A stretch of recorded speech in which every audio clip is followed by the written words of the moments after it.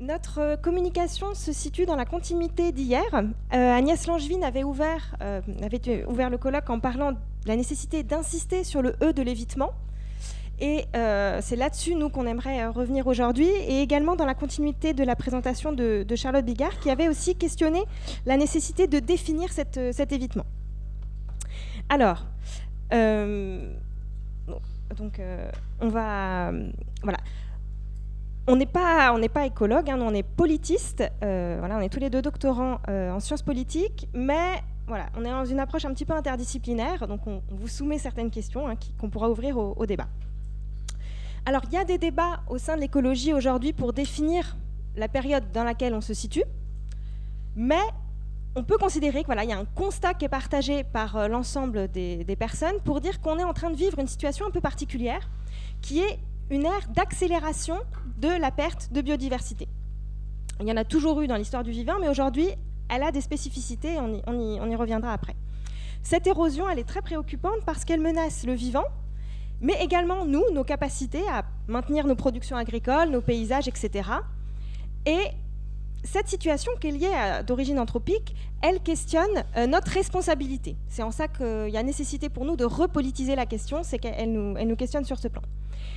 Alors, il ne s'agit pas de dire que les politiques publiques, l'action publique n'a jamais pris en charge cette question.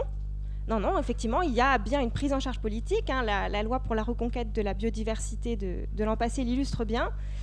Mais qu'en est-il des irréversibilités écologiques ? Qu'en est-il de cette question préoccupante ? On s'appuie là sur le cadre théorique de la théorie politique environnementale, qui s'interroge justement sur les effets des irréversibilités sur nos systèmes politiques et nos capacités à les maintenir.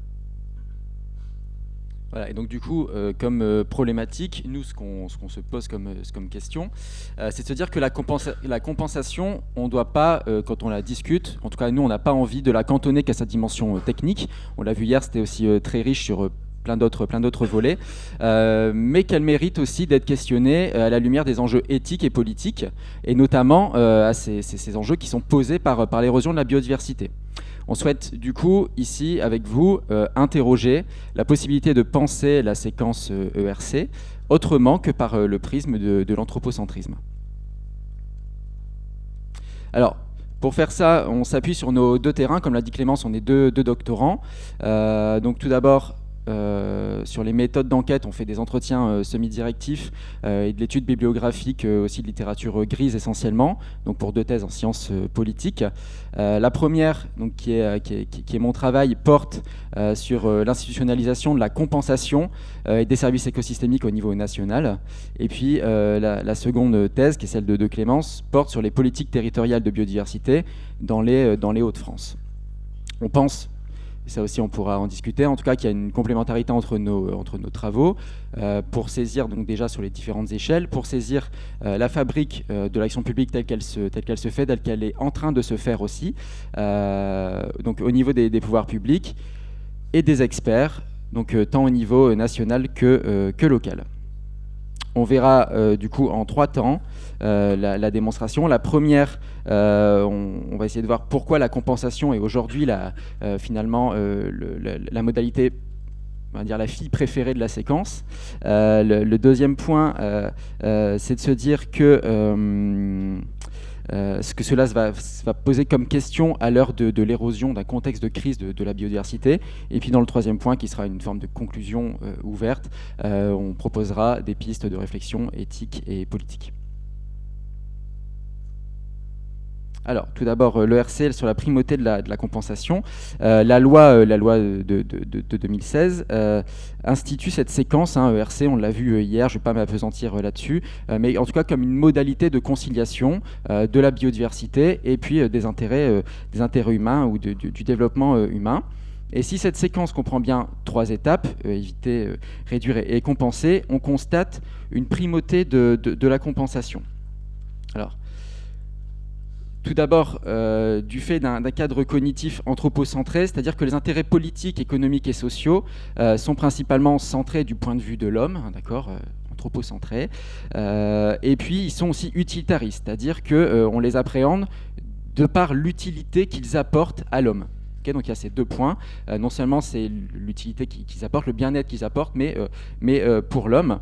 Et donc ceci, couplé à la difficulté technique, hein, on l'a vu aussi avec les travaux de Charlotte hier, de caractériser l'évitement, de définir l'évitement et la réduction, semble créer un déséquilibre dans la séquence ERC, qui est pourtant présentée comme une modalité de conciliation pondérée entre des intérêts socio-économiques et environnementaux dans la loi. Les projets d'aménagement sociaux ou économiques, on a discuté un petit peu dans l'atelier 2 hier, hein, que ce soit du développement économique ou des hôpitaux ou des lignes TGV ou des aéroports, voient leur faisabilité appréciée en fonction de leur utilité pour l'homme, la compensation pouvant devenir alors une composante de l'acceptabilité sociale, qui est aussi un terme qui est très fortement revenu hier, qui accompagnera du coup le projet d'aménagement désiré. Il y a un autre point aussi qui est la difficile traduction en instrument politique de l'évitement. Cette primauté donc anthropocentrée et utilitariste qui nous intéresse tant, donc à ça s'ajoutent des difficultés de concevoir les instruments de l'évitement et de la réduction, difficultés qui s'accroissent encore lorsqu'il s'agit de mettre ces instruments en œuvre. De fait, comment arbitrer entre un projet d'intérêt général et l'évitement ? Les critères même de l'évitement et de la réduction, la difficulté à appréhender et à définir ces éléments et à concevoir les instruments d'action publique pour les appliquer, amène à un déséquilibre en faveur de la compensation au sein de la séquence ERC. Comme l'explique Geneviève Gaillard, hein, la rapporteure de la loi biodiversité avec qui j'ai pu faire un entretien. Je ne vais pas lire tous les entretiens, on a mis quelques-uns, je vais juste lire la phrase qui m'intéresse. J'aurais aimé trouver des moyens de qualifier l'évitement, de qualifier la réduction. C'est quasiment pas possible. Éviter, c'est éviter. Comment vous voulez qualifier, définir un évitement ? C'est un évitement. La réduction, c'est pareil. Il y a des études qui sont faites en amont du projet. Réduire, c'est réduire. Cette prédominance, donc, voilà, on voit bien clairement. Merci Geneviève Gaillard pour cet entretien. Hein, voilà. Donc, à ça, donc à cette difficile traduction en plus, vient s'ajouter l'impossible objectivation de l'évitement et de la réduction. C'est-à-dire que à partir du moment où le projet va avoir un intérêt politique, un intérêt économique, la compensation va primer. Voilà. Là, c'est un autre entretien que j'ai pu faire au commissariat général de l'investissement, qui, encore une fois, je ne vais pas tout lire, mais elle nous dit qu'en gros, elle a un outil qui s'appelle la valeur actualisée nette, qui permet de déterminer ou pas s'il faut faire un projet d'infrastructure. En gros, hein, je vous passe les détails du calcul, mais si c'est supérieur à 1, on le fait. Si c'est inférieur à 1, on ne le fait pas. En gros, je schématise. Hein. Et elle nous explique qu'en fait, ça, c'est la théorie. Ça, c'est la théorie. Parce qu'en fait, tout dépend du type de projet. Quand l'enjeu est économique ou politique, on reste soumis à la séquence ERC. Mais là, l'enjeu est de taille. On passe directement au C. Ce qui rejoint, encore une fois, clairement les discussions qu'on a pu avoir hier dans l'atelier 2 et la question de l'utilité publique des projets. Donc, cette idée de compensation, on voit bien qu'elle est dominante, en tout cas que la séquence n'est pas équilibrée, et que ce déséquilibre entre les trois éléments constitutifs de la séquence va favoriser l'idée de compensation fondée sur la substituabilité et la capacité de l'homme à atténuer les impacts de son développement ou les impacts du développement. Or, cette capacité nous apparaît très optimiste, et compte tenu des discours d'hier, je pense que pour une majorité de personnes dans la salle, c'est le cas, dans un contexte d'érosion accélérée de la biodiversité.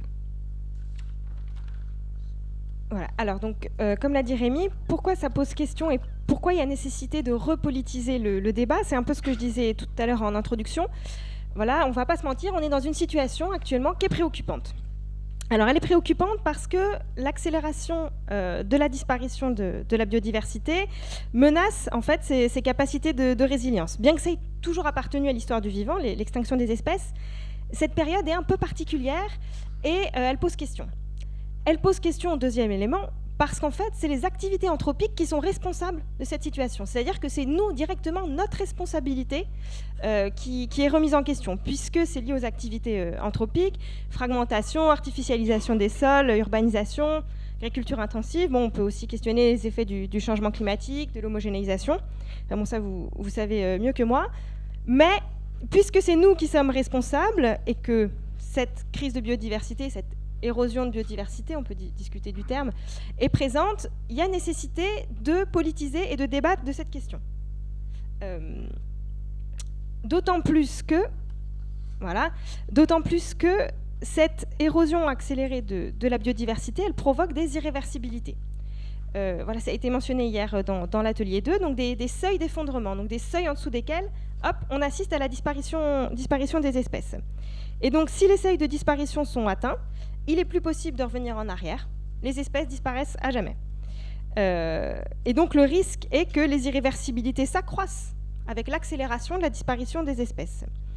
D'autant qu'on ne peut pas exactement évaluer ces seuils qui demeurent assez incertains.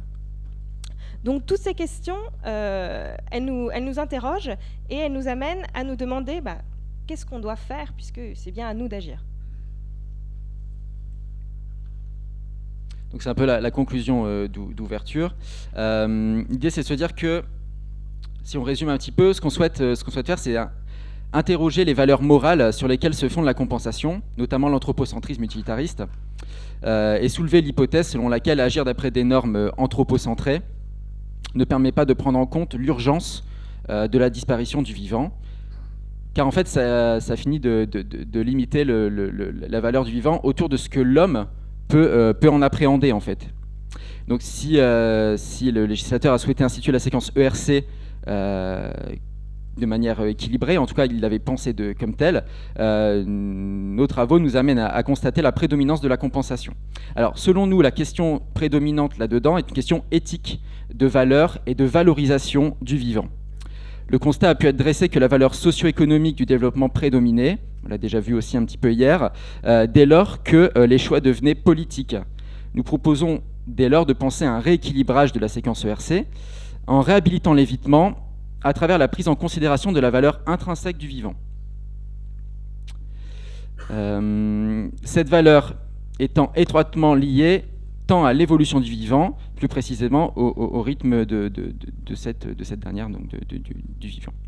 Si l'abondance de la nature au moment de l'accroissement du rythme du développement humain a amené les sociétés à se constituer en rupture avec la valeur intrinsèque du vivant, conception qui a perduré jusqu'à aujourd'hui, puisqu'on pensait que la nature était en abondance et qu'on pouvait du coup en avoir à profusion, le rythme de l'érosion du vivant doit nous amener à reconsidérer nos positions au regard de la responsabilité qui est la nôtre, tel qu'a pu l'expliquer Clémence, et ce, collectivement.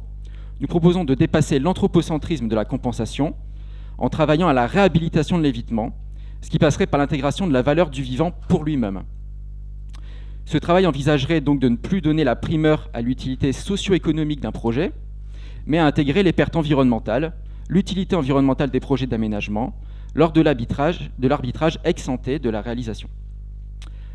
Le problème de l'érosion de la biodiversité n'est pas uniquement celui des espèces rares, mais concerne surtout la biodiversité ordinaire. Il s'agit de travailler avec des experts à l'élaboration de procédures d'évaluation, non plus établies à partir de quelques espèces protégées, mais sur les dynamiques imprévisibles, qu'elles soient spatiales, temporelles, évolutives, du vivant, dont l'homme fait partie intégrante, pour lutter contre les irréversibilités et assurer au vivant les moyens de sa résilience. À travers l'intégration de ces dynamiques, il s'agit alors de réhabiliter l'utilité environnementale et par elle de réencastrer via le politique les sociétés et leur choix de développement dans leur environnement naturel dont elles portent une responsabilité dans la crise. Merci.